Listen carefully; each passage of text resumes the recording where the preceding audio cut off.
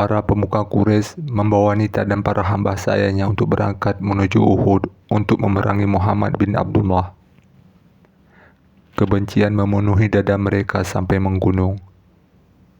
Ambisi balas dendam atas korban mereka di Badar menyala membara di dalam darah mereka. Tidak hanya itu, mereka menyeret kaum wanita yang berakal cerdas di antara mereka untuk memberikan dukungan kepada kaum laki-laki dalam perang, menyulut semangat fanatisme dalam jiwa para pahlawan, meneguhkan tekad mereka manakala mereka surut atau melemah.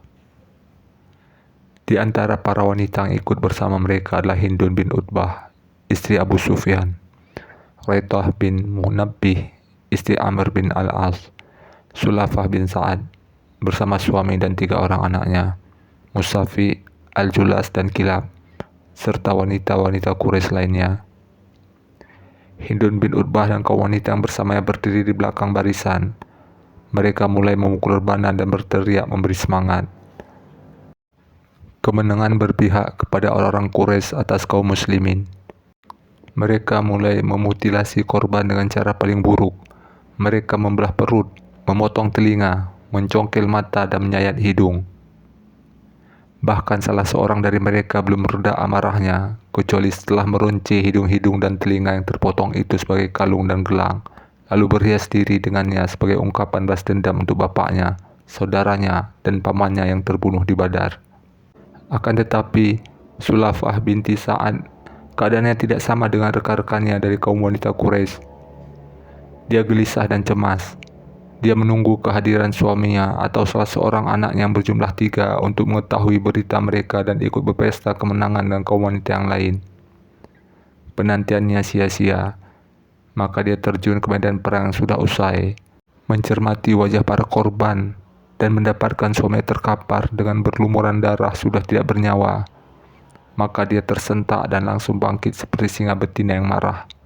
Pandangannya ditebar di penjuru medan mencari ketiga orang anaknya, Musafi, Kilab, dan Al-Julas. Matanya melihat mereka terkapar di medan perang. Musafi dan Kilab sudah tak bernyawa lagi. Adapun Al-Julas, maka dia mendapatkannya masih bernafas satu-satu. Sulafah mendekati anak yang sedang menghadapi sakaratul maut, meletakkan kepalanya di pangkuannya, mengusap darah dari kening dan mulutnya. Air mata Sulafah sudah kering karena beratnya musibah menerpanya. Kemudian dia bertanya kepada anaknya, "Siapa yang melakukan ini terhadapmu, wahai putraku?"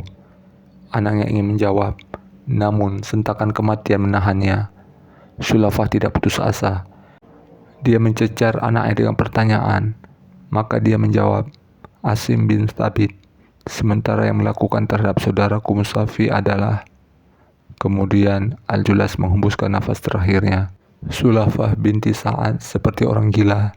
Dia meraung dan meratap. Dia bersumpah dengan nama Lata dan Uzza tidak akan menghentikan raungannya dan tidak akan menghentikan air matanya, kecuali jika orang Quraisy membalaskan dendamnya atas Asim bin Thabit dan menyerahkan batok kepalanya untuk tempat dia minum khamar. Kemudian Sulafah bernazar untuk siapa yang mampu menangkap Asim dan membunuhnya dan menyerahkan kepalanya, dia akan memberinya hadiah berharga sesuai dengan keinginannya. Berita nazar Sulafah terdengar di kalangan Quraisy, maka setiap anak muda Makkah berharap bisa menangkap Asim bin Thabit dan menyerahkan kepalanya kepada Sulafah untuk meraih hadiah yang dijanjikannya. Kaum muslimin pulang ke Makkah pasca Uhud. Mereka mengenang peperangan dan segala apa yang terjadi padanya. Mereka mendoakan para pahlawan yang gugur. Semoga Allah merahmati mereka, menyanjung pahlawan yang telah berjuang dengan gagah berani. Asim bin Thabit adalah salah seorang yang mereka perbincangkan. Mereka kagum bagaimana Asim bisa menghabisi 3 orang bersaudara dari satu keluarga di antara orang-orang yang dihabisi.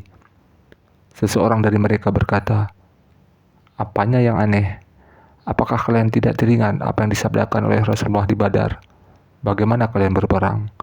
Lalu Asim bangkit dan memegang busurnya dengan tangannya dan dia berkata, "Jika musuh berjarak 100 hasta, maka anak panah berbicara.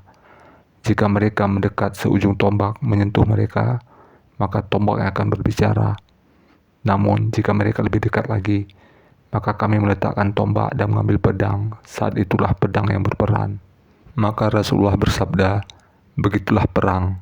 Siapa yang berperang, maka hendaknya berperang seperti Asim bin Thabit. Selang beberapa waktu setelah perang Uhud, Rasulullah mengutus 6 orang dari sahabat-sahabatnya yang mulia untuk menunaikan sebuah tugas. Beliau menuju Asim sebagai pemimpin mereka. Orang-orang mulia tersebut berangkat untuk menyelesaikan tugas yang dibebankan oleh Rasulullah kepada mereka. Ketika mereka tiba di sebuah jalan tidak jauh dari Makkah, sekelompok orang dari kabilah Huzail mengetahui keberadaan mereka. Maka orang-orang Huzail itu membuntuti mereka dan mengepung mereka, layaknya kalung mengepung leher pemiliknya. Asim dan rekan-rekannya menghunus pedang mereka. Tidak ada jalan lain selain melawan orang-orang Huzail tersebut. Maka orang-orang Huzail berkata kepada mereka, "Kalian tidak akan menang melawan kami. Kami tidak akan berbuat buruk pada kalian jika kalian mau menyerah kepada kami. Kami memberikan janji dan jaminan Allah kepada kalian." Maka para sahabat Rasulullah saling pandang, seperti mereka saling meminta pendapat kepada yang lain. Asim berkata, "Aku tidak akan menyerahkan diri di bawah panji orang musyrik."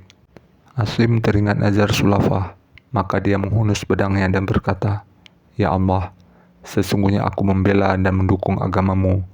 Maka jagalah dagingku dan tulangku sehingga tidak seorang pun dari musuh Allah bisa menyentuhnya." Kemudian Asim maju menyerang orang-orang Huzail diikuti oleh kedua orang temannya. Mereka berjuang keras sampai akhirnya mereka gugur satu demi satu. Adapun 3 orang lainnya dari para sahabat Rasulullah, mereka menyerahkan diri. Namun tidak lama setelah itu orang-orang Huzail mengkhianati mereka dengan pengkhianatan yang buruk. Pada mulanya orang-orang Huzail tidak mengetahui bahwa Asim bin Thabit adalah salah seorang korban mereka.